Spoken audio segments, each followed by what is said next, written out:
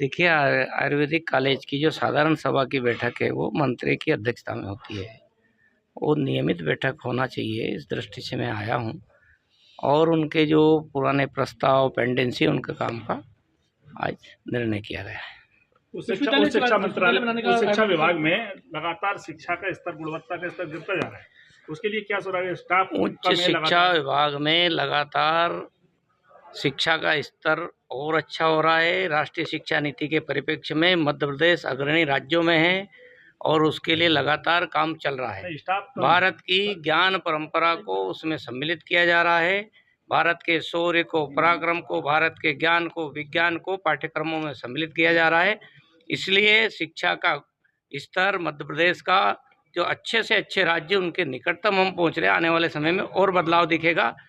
Staff की लगातार हम भर्ती प्रक्रिया चल रही है। बड़ी संख्या में हमने नियुक्तियां दे दी है। विश्वविद्यालयों को भी कहा है कि जो उनकी रिक्तियां हैं उनको भरे और इस एक साल में हम जितने खाली पद है लगभग सबको भरने वाले हैं।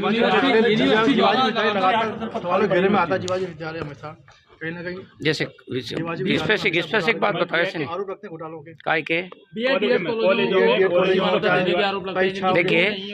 देखिए बीएड कॉलेज जो है उनकी मान्यता का विषय अलग पार्ट के हिसाब से होता है। सरकार के जो हमारे कॉलेज है और जो हम जिनको मान्यता देते हैं उनका मापदंड अलग अलग होता है। भी पाया गया कि कई कॉलेज फर्जी हैं, उसके बाद भी देखिए वो जिनके खिलाफ ऐसी जांच होगी उनका विश्वविद्यालय का जितना पार्ट विश्वविद्यालय उसमें निर्णय करेगा। बाकी जो संबंधित एजेंसी उसको लिखा जाएगा। देखिए, राष्ट्रीय शिक्षा नीति के परिप्रेक्ष्य में सभी विश्वविद्यालयों को परस्पर काम करना है। उसी में साइंस होगा, आर्ट्स होगा, कॉमर्स होगा, सभी के जो संकाय है उनके लिए जो आवश्यकताओं है विद्यार्थियों को उसकी पूर्ति करना। ये विश्वविद्यालय बहुत पुराना विश्वविद्यालय है और यहाँ बहुत अच्छे संसाधन है सब प्रकार के। मैं समझता हूँ कि जिस प्रकार के इस प्रकार के इंस्ट्रूमेंट है वो दूसरे विश्वविद्यालय में नहीं है। इसलिए आने वाले समय में हम सब विश्वविद्यालयों को आपस में जोड़ने का काम भी करेंगे। तो जहाँ ज़्यादा काम है वहाँ से लोग प्रेरणा ले और जहाँ कम है तो वहाँ के लोग अपने अनुसरण कर सके। नॉलेज और रिसोर्स दोनों का शेयरिंग करने का काम हम करने वाले हैं। राष्ट्रीय शिक्षा नीति में स्पष्ट तो हम हमारे विश्वविद्यालय को भी जोड़ेंगे और प्राइवेट सेक्टर के विश्वविद्यालय को उसके साथ जोड़ेंगे।